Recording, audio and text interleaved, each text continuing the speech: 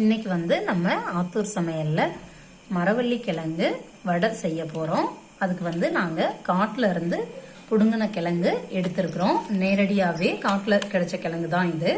இதை வந்து நம்ம இந்த மாதிரி கேரட் சீவறதுல சீவி நம்ம எடுத்துக்கணும். அடுத்தது வந்து 1 கப் கடலை மாவு, 3/4 கப் அரிசி மாவு.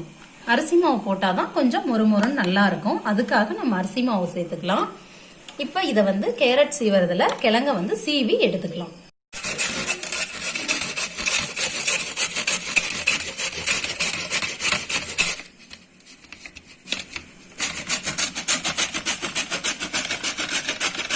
நம்ம வந்து இந்த மாதிரி கேரட் சீவறதுல துருவி இப்படி சீவி எடுத்துக்கலாம். எல்லா 2 கிழங்கையுமே அந்த மாதிரி சீவி எடுத்துக்கலாம். நான் வந்து கிட்டத்தட்ட 1/2 கிலோ கிழங்குக்கு போட்டிருக்கிறேன். 1/2 கிலோ கிழங்குக்கு 150 கிராம் கடலை மாவு, 180 கிராம் அரிசி மாவு எடுத்துக்கலாம். ஆனா நான் 100 கிராம் அரிசி மாவு 3/4 கப் மட்டும் எடுத்திருக்கேன். வேணா இன்னும் 50 கிராம் சேர்த்து கூட போட்டுக்கலாம். நல்லா மொறு கிறிஸ்பியா நல்லா இருக்கும்.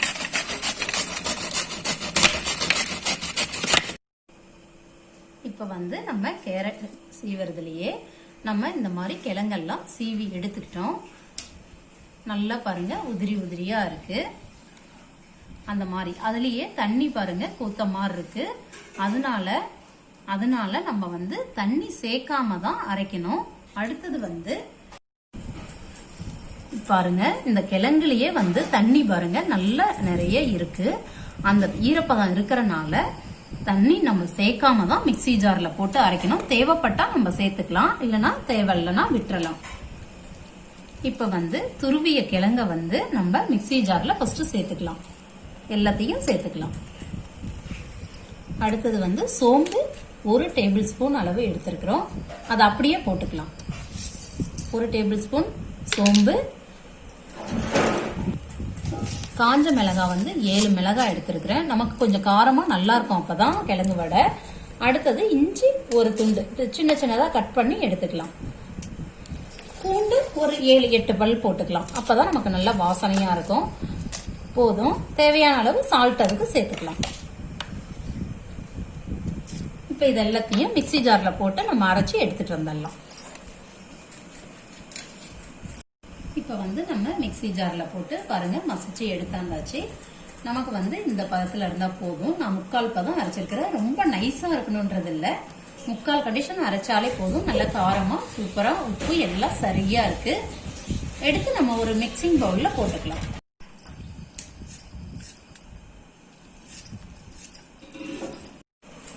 இப்ப வந்து வெங்காயம், கருவேப்பிலை, கொத்தமல்லி கீரை எல்லாத்தையும் போட்டுக்கலாம்.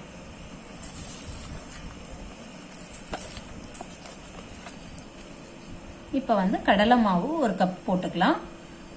அப்பதான் நமக்கு நல்லா இருக்கும். அடுத்தது அரிசி மாவு 3/4 கப் எடுத்திருக்கிறோம். அதையும் அப்படியே சேர்த்துக்கலாம். எல்லாம் சேர்த்துட்டு தேவைப்பட்டா பேக்கிங் சோடா போடலாம், தேவையில்லைன்னா விட்டுலாம். இப்போ பேக்கிங் சோடா போட்டா கொஞ்சம் நல்லா பொறுன்னு நல்லா இருக்கும். நான் ஆனா பேக்கிங் சோடா குழந்தைங்க சாப்பிட்றாங்கன்னு சொல்லிட்டு நான் போடல. தேவைப்பட்டா போட்டுக்குங்க. இப்ப இதை வந்து நல்லா மிக்ஸ் பண்ணிக்கலாம்.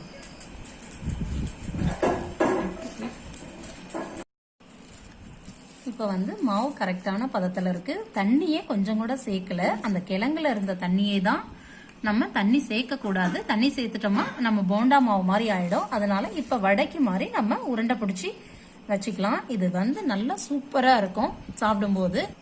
இது வந்து மரவள்ளி கிழங்கு ரெசிபி வந்து ரொம்ப பாரம்பரியமான ஒரு ரெசிபி தான். குழந்தைங்க ஆனா இது வந்து டேஸ்ட் நல்லா இருக்குன்னு நல்லா விருப்பமா சாப்பிடுவாங்க. இப்ப வந்து நம்ம உருண்டை பிடிச்சி எடுத்துக்கலாம்.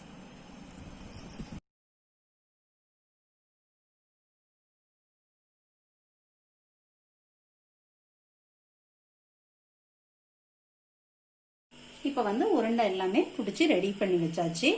அடுத்தது வந்து நம்ம எண்ணெய் ஊத்தி நம்ம கேஸ்ல வச்சிருக்கிறோம். ஹீட் ஆகிக்கிட்டு இருக்கு. ஹீட் ஆகட்டும். இப்ப வந்து நம்ம இந்த மாதிரி உருண்டை பிடிச்சிருக்கிறத இப்படி தட்டி எடுத்து போட்டுக்கலாம்.